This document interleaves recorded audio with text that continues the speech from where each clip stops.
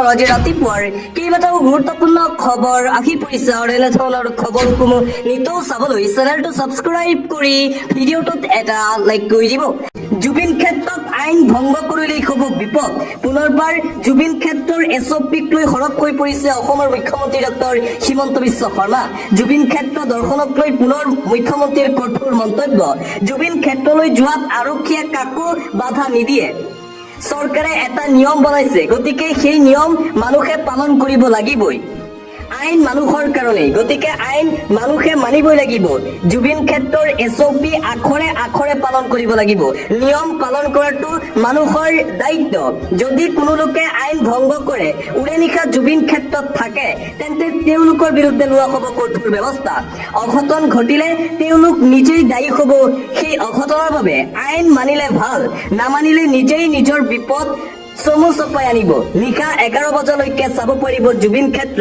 আৰু পুনৰবাৰ সোণাপুৰৰ জুবিন ক্ষেত্ৰক লৈ যি এছঅপি জাৰি কৰিছিল মুখ্যমন্ত্ৰী হিমন্ত বিশ্ব শৰ্মাই, সেই এছঅপিক লৈ এইদৰে পুনৰবাৰ কঠোৰ হৈ পৰিছে মুখ্যমন্ত্ৰী ডক্টৰ হিমন্ত বিশ্ব শৰ্মা।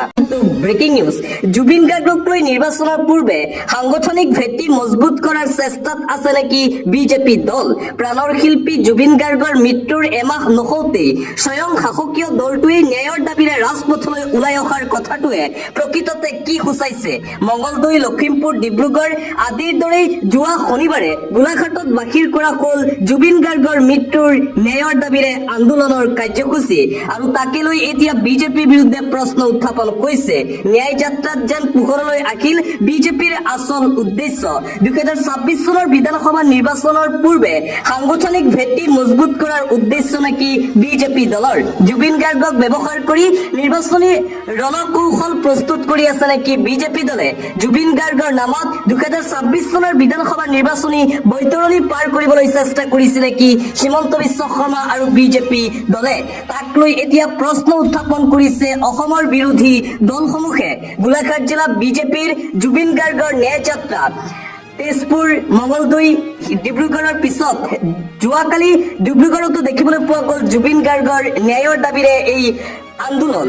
আৰু তাৰ পিছতেই বিজেপিৰ বিৰুদ্ধে এতিয়া সৰব হৈ পৰিছে অসমৰ আন বিৰোধী দলসমূহ।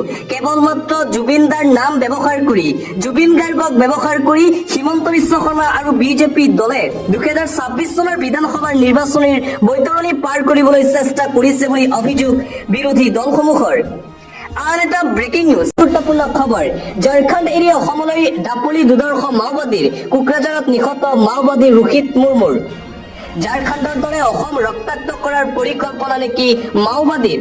ঝাৰখণ্ডত বহু বিস্ফোৰণৰ সৈতে জড়িত আছিল। ঝাৰখণ্ডৰ দৰে অসম ৰক্তাক্ত কৰাৰ পৰিকল্পনা মাওবাদীৰ। ঝাৰখণ্ডত বহু বিস্ফোৰণৰ সৈতে জড়িত ৰোহিত মুৰ্মুক এনকাউণ্টাৰ অসম আৰক্ষীৰ। অসমতো ঝাৰখণ্ডৰ দৰে পৰিস্থিতি কৰাৰ ষড়যন্ত্ৰ মাওবাদী ৰোহিতৰ। 2015 চনৰ পৰা বহু কুঠাঘাতমূলক কাৰ্যত জড়িত ৰোহিত। লাস্তা নামৰ উগ্ৰপন্থী সংগঠনৰো সদস্য আছিল ৰোহিত মুৰ্মু। ঝাৰখণ্ডৰ মষ্ট ৱান্টেড অপৰাধী আছিল ৰোহিত মুৰ্মু। 2024 চনত ঝাৰখণ্ডৰ ৰেলপথত বোমা বিস্ফোৰণতো জড়িত আছিল ৰোহিত। অসম আৰক্ষীৰ অভিযানত লাদাংগুৰিত নিহত ৰোহিত মুৰ্মু। বহুদিন কোকৰাঝাৰত আত্মগোপন কৰি আছিল ৰোহিত মুৰ্মুৱে। আৰু ঝাৰখণ্ডৰ দৰে আমাৰ ৰাজ্য অসমক ৰক্তাক্ত কৰাৰ এই পৰিকল্পনা আছিল, কিন্তু সেই পৰিকল্পনা সফল হ'বলৈ নিদিলে অসম আৰক্ষীয়ে এনকাউণ্টাৰ কৰিছে ঝাৰখণ্ডৰ মষ্ট ৱান্টেড মাওবাদী ৰোহিত মুৰ্মু। আন এটা গুৰুত্বপূৰ্ণ খবৰ, এইবাৰ চুতীয়াসকলৰ প্ৰতিবাদ। জনজাতিকৰণৰ দাবীৰে পুনৰ উত্তাল হৈ পৰিছে উজনি অসম। চুতীয়া জনগোষ্ঠীয় লোকসকলে কঁপাই তুলিলে উজনি অসমৰ ৰাজপথ। হাজাৰ হাজাৰ লোকে জোৰ লৈ ধনুকাৰ লৈ প্ৰতিবাদ কৰিছে। তিতাবৰ বৰখোলাত হাজাৰ হাজাৰ লোকৰ উত্তাল প্ৰতিবাদী কাৰ্যসূচী। চুতীয়া যুৱ সন্মিলনৰ উদ্যোগত ৰাজপথ কপালে হাজাৰ হাজাৰ জনতাই। কেইবাজনো কেন্দ্ৰীয় নেতৃত্ব আৰু যোৰহাটৰ তিতাবৰ বৰখোলাত এই প্ৰতিবাদ। 1 নৱেম্বৰতো যোৰহাটৰ বৃহৎ গণসমাৱেশৰ আয়োজন। যোৰহাটত 50,000 চুতীয়া ৰাইজৰ সমাৱেশৰ লক্ষ্য সংগঠন কেইটাৰ। জনজাতিকৰণৰ দাবীত গণসমাৱেশৰ আয়োজন চুতীয়া জনগোষ্ঠীয় সংগঠনৰ। চুতীয়া জাতি সন্মিলন, চুতীয়া মহিলা সন্মিলন, চুতীয়া যুৱ সন্মিলন, চুতীয়া ছাত্ৰ বহুকেইটা সংগঠনৰ উদ্যোগত হ'ব প্ৰতিবাদ। জনজাতিকৰণ নিদিলে 26 নিৰ্বাচনত নিৰ্ণায়ক ভূমিকা লোৱাৰ হুংকাৰ। জনজাতিকৰণ নিদিলে 26 চনত বিজেপিক ওপৰাই দিয়াৰ হুংকাৰ প্ৰদান কৰিছে খিলঞ্জীয়া ৰাইজে।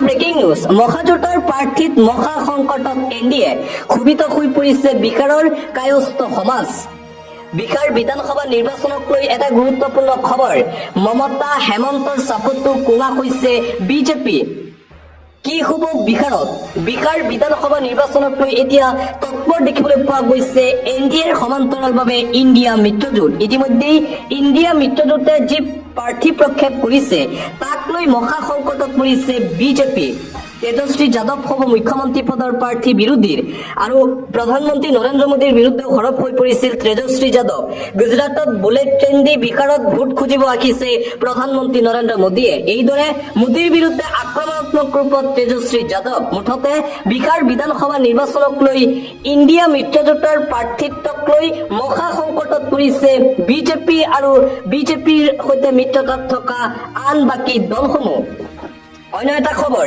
ছট পূজাক লৈ আহি গ'ল নীতি নিৰ্দেশনা এক গুৰুত্বপূৰ্ণ খবৰ ছট পূজা সমাগত ছট পূজাক লৈ প্ৰশাসনৰ নীতি নিৰ্দেশনা জাৰি যিকোনো পথত চলাব নোৱাৰিব যান বাহন ছট পূজাৰ সময়ত সকলোৱে পালন কৰিব লাগিব প্ৰশাসনৰ ফালৰ পৰা জাৰি কৰা এই নীতি নিৰ্দেশনা 27 অক্টোবৰৰ পুৱা 11 বজাৰ পৰা 28 অক্টোবৰৰ 11 বজালৈ এই নিৰ্দেশনা এই সময়ছোৱাত মহানগৰৰ ভিতৰত সকলো বাণিজ্যিক বাহনৰ চলাচল বন্ধ কৰা হৈছে অন্যান্য পথসমূহতো সকলো বাহন প্ৰৱেশৰ ক্ষেত্ৰত নিষেধাজ্ঞা জাৰি কৰিছে প্ৰশাসনে আন এটা গুৰুত্বপূৰ্ণ খবৰ এগিলাস খাই মায়াবিনী গালেই জুবিন গাৰ্গে ন্যায় নাপায় উদ্ভণ্ডলি কৰিলে কঠোৰ ব্যৱস্থা লোৱাৰ দাবী অসমীয়া যুৱ মঞ্চ আৰু আটাচুৰ জুবিন গাৰ্গৰ যদি প্ৰকৃত অনুৰাগী তেন্তে মদ খাই জুবিন গাৰ্গৰ বাবে ন্যায় নুখুজিব জুবিন গাৰ্গৰ সমাধিস্থলীত ৰাজনীতি কৰাটো বন্ধ কৰক এগিলাস মদ খাই মায়াবিনী গালে জুবিন দায়ে কেতিয়াও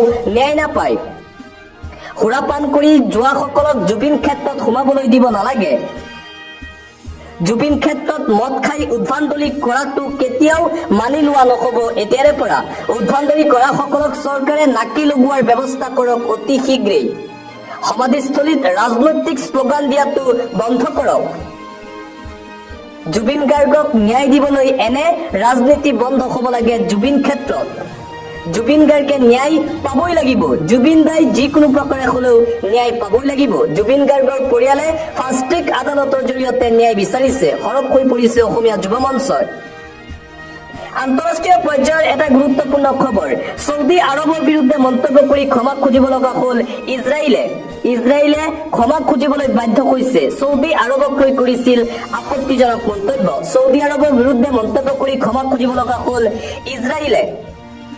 ইজৰাইলৰ বিত্তমন্ত্ৰীয়ে ছৌদি আৰবৰ বিৰুদ্ধে কৰিছিল আপত্তিজনক মন্তব্য